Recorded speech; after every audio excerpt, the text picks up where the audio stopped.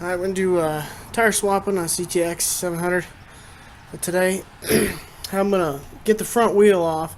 I usually use a front end stand that goes into the center here.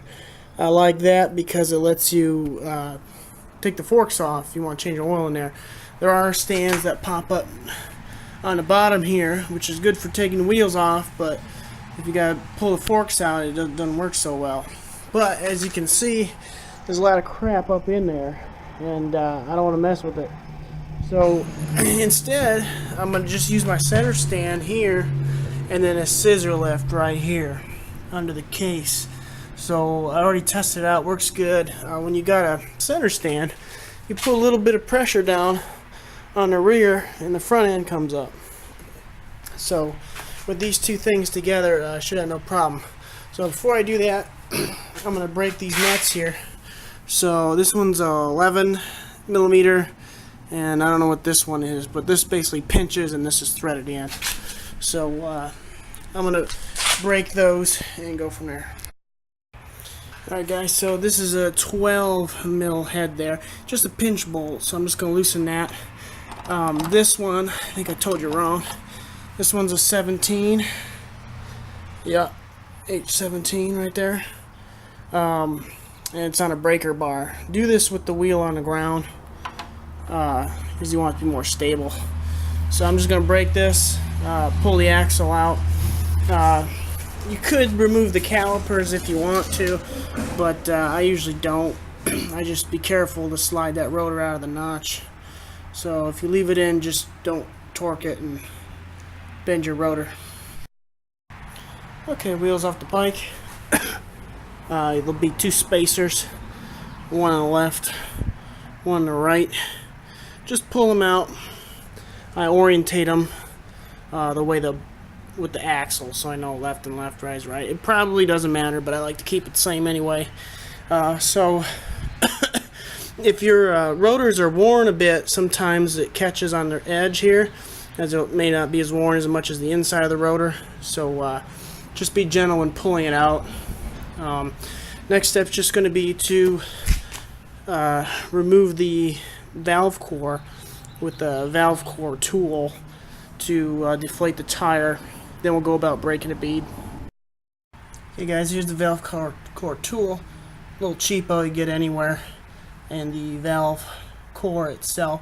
Good to have extras on hand because sometimes these are easy to mess up. I'm going to put that over there so I don't lose it. One with the cap. So here we got our tire now. Air is completely out. I like to use the bead buster. So I'm going to have to get my drill out. And we're just going to clamp it on the rim like so and let the excuse me, drill do the work. So yeah, I'll get my drill and then we'll work on that. Okay, got the thing in there. All I can see is I just push this underneath. The rubber on the other side won't scratch a wheel. You can use a drill, or you could use a ratchet like this and just spin around and around to drive that foot down. My experience usually doesn't break the bead on the first try, but just move a few inches over and keep doing it till you break the bead. Alright guys, I must have got super lucky, but that thing broke the bead first try on both sides. So just make sure you can push the edge of the rubber down off the wheel on both sides. Make sure the bead's broke. Next thing I'm going to do is take it over here to my cheapo Harbor Freight changer. It's cheap, but hey, it works. Just gotta hold a tire. Doesn't have to do nothing fancy. I took off this stupid arm here. This is something I got at the hardware store. Piece of steel, some rubber. Stick it in there. I don't use the Harbor Freight one because it's too thick, so you got to make your own. But anyway, I got these Mojo Blocks on the side. Turn on some more light for you guys. Mojo Blocks. So nothing touches the wheel but plastic, and I'm going to use Mojo lever. Great product. Met the guy, lives in Ann Arbor where I work. Sold to me. Well worth the money. Works good, sturdy, lasts forever. You're also going to need some Glide. So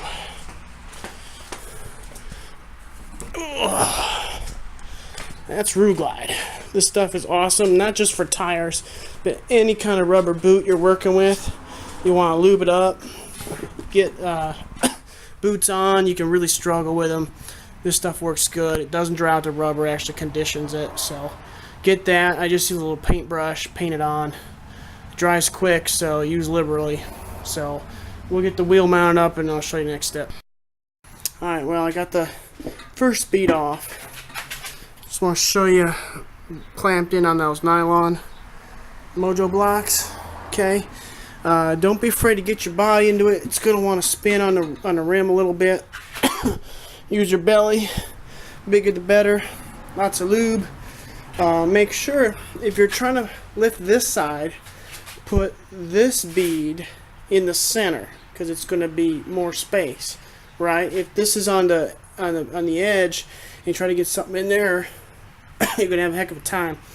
So I usually like to get started with a spoon. Where'd my spoon go? Well, I don't know where the spoon went, but I'll use a little plastic thing. You can use you know, anything you want really that's hardened plastic. Protect your rim, make it out of a milk jug.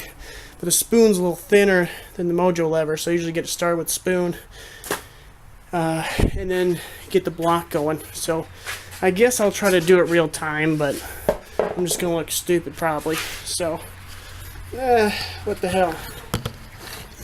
I'll put this down over here, see how it looks. So again, I want to get the Glide on there as much as I can. I got on the top bead, so I'm just going to give the bottom bead a quick thing. Make sure she's all moved up there. Alright.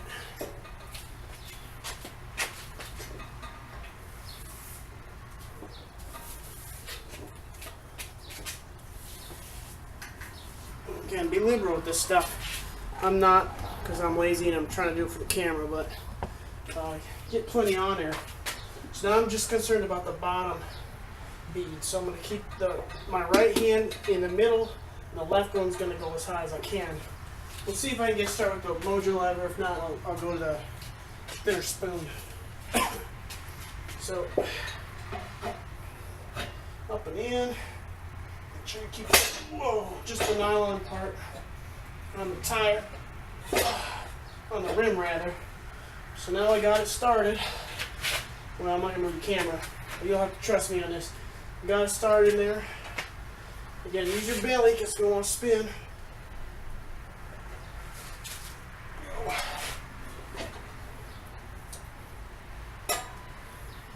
Keep it going. Tires off. So again, this was the easier side. On neither side's too hard. So that one wheel down. There's the rim in there. Good time to clean it if you need to. But now we'll get the other one on. So stay tuned. We're gonna try to mount this tire. It may or may not work. I mean, it will work, but it may just look stupid for a little while, which is fine. You know, this every day or anything. But try to get this guy going. So get about half the tire in there. You can just push it in.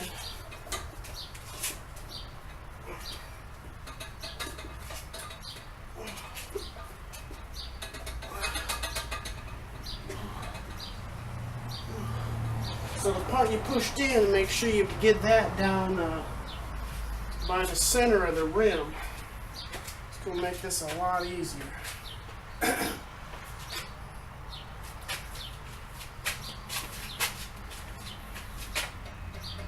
See if I can work this on here. Boy. Alright, this ain't going to go smooth, so I'm going to just cut it right now and come back to it in a minute. Alright, not going to lie, that sucked. Have a piece of wood ready. Because as you're putting the bead in, the other side's going to want to pop out. So just put in a piece of wood. It'll stop the bead from jumping back out. But the most important is keep the opposite side pushed down. Okay, so if I'm trying to get that side in, you got to push down because you want this bead in the middle of the tire. Think of it like a hula hoop, right? There's more space in the middle of the wheel than on the edge. So as long as you do that and keep at it, it'll go on. Alright, now I want to set the bead. So I already did it. But basically what you're going to do is you're going to bounce the tire a bunch on each edge and get that bead out as much as you can.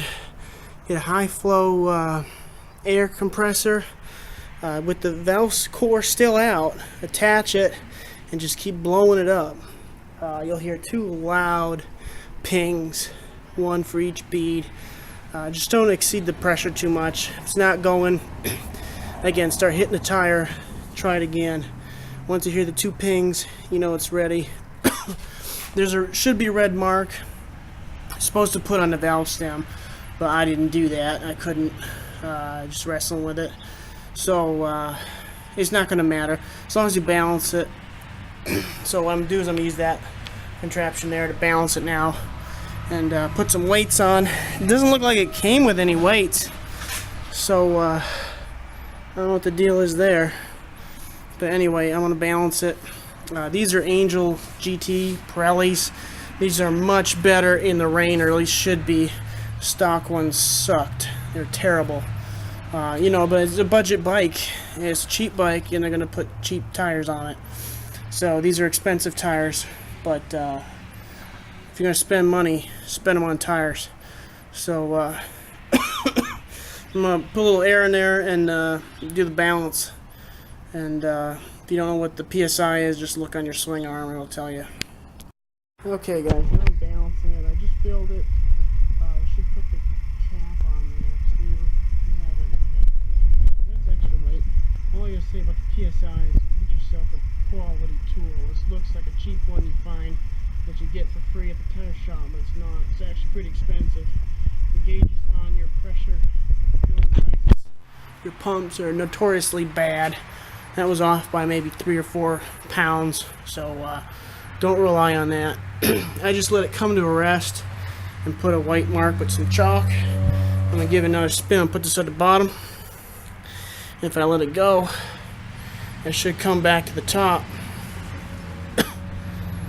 And it kind of is. So what I'll do is heavy spot's going to be on the bottom. I'm going to add a little bit of weight to the top. I got these stick-on ones. What are these, 1/4 ounce or something like that? Lead free, whatever. They stick on the inner rim. So I put them on and I put a little black tape over the top of that. Get them off, just get a scraper and some adhesive remover. So our tire's still moving. And I bet you that white mark will end up at the top. And there it is. So we got a heavy spot down there. Stem's over there, so it's not way out of whack. So I'm just going to put one weight there, do it again, and see if it comes to rest at a random spot, then I'll be happy. Alright guys, it's getting dark. I apologize. The only time I had to work is when my baby's sleeping. You know how that is. So I just took some tape, painter's tape, just so I don't leave a mark. Put one of those little metal things on there. And you can see I can put it just about anywhere. If I pause it, it'll stop moving for the most part. So that's good enough for me. Or you could spin it and look for it to go in a random spot. Put it at the very bottom. So it should go at the top. It's not moving. Good enough. I'm not going over 100 miles an hour on this bike anyway. Probably wouldn't even do it. It's a slow bike. But it's also good for what it's made to do. So anyway, I'm going to peel off the backing. And over top, I got some black tape. Black duct tape. I just put a little bit over top just for some extra security, make sure the thing doesn't come off. I do have some clips from another bike I could put on there, but they're silver. It's to show more. So I'm just gonna do this one, and then just put it back on the bike and we'll call it a day, at least for the front. And I gotta do the rear. Basically same deal, same thing. Just I guess I'll go over a little bit. I mean, if you don't know how to take the rear off, I'm just gonna move my scissor stand. Excuse me. Loosen up the nuts here, get as much slack as I can, and just again, just pull out the axle, slide it right out, and you know, just cock it on an angle and turn it, and the chain will pop right off if you got enough slack.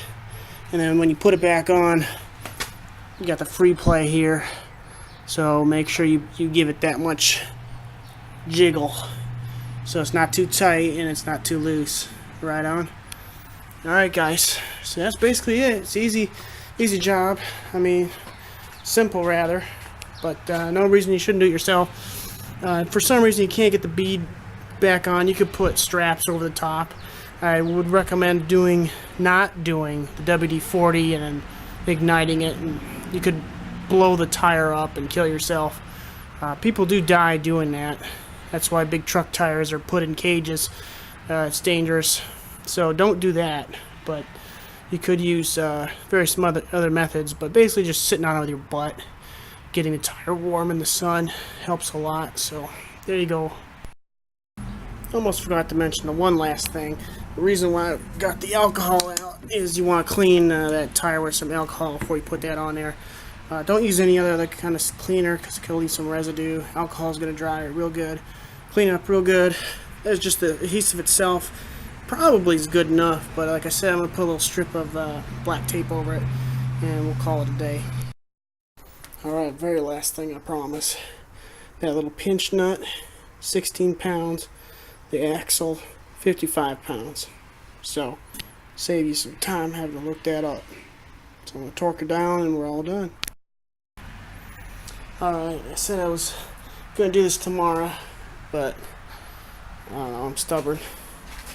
Gonna need a 27 for the big ass guy there. I was able to spin it off without having to hold this side, but if you see that spinning, you're gonna have to hold on to something. So all I did was I backed out the two nuts on both sides, and again I pushed the tire forward. So you see I got all that slack there. So all I'm gonna do now is pull the chain like this and rotate the tire. Let's see if I can do it. Let's see if I can do it. Yeah, so see it's coming off. Just keep rotating that. Doopy doop. And the chain is off the sprocket. So now when I pull that shaft out, that wheel will drop free.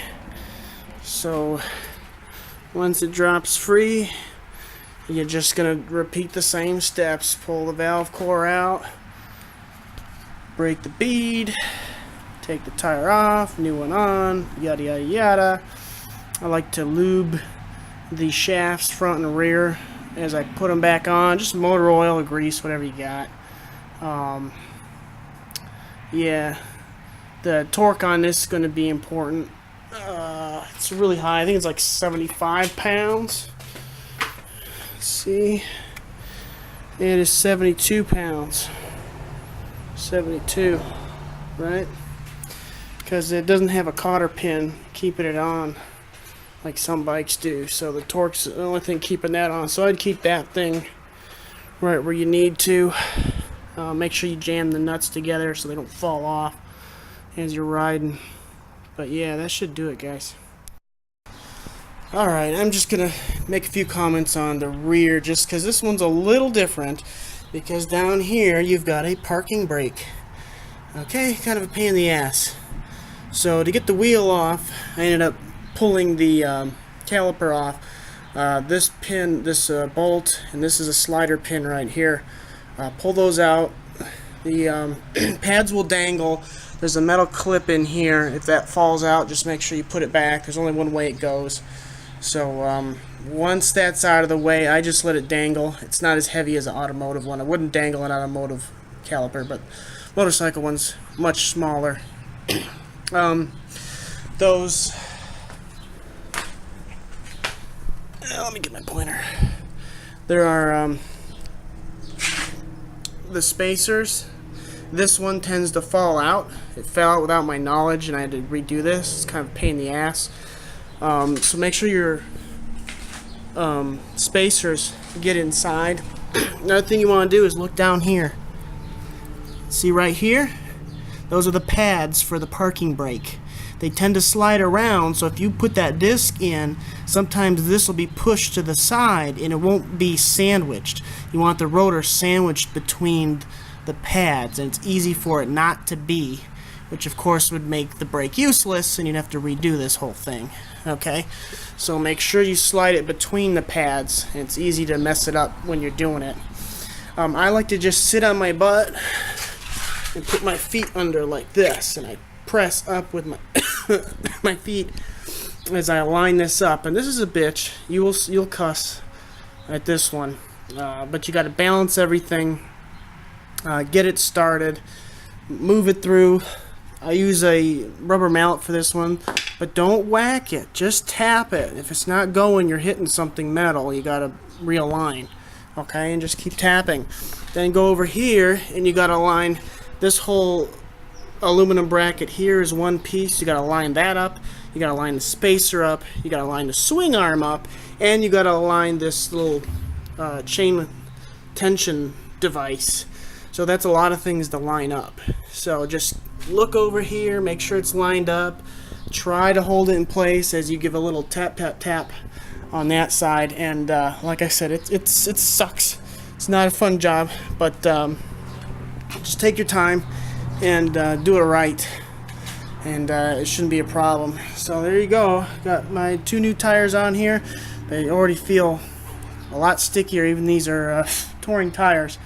It should be the best of both worlds. So I'll let you know how they run.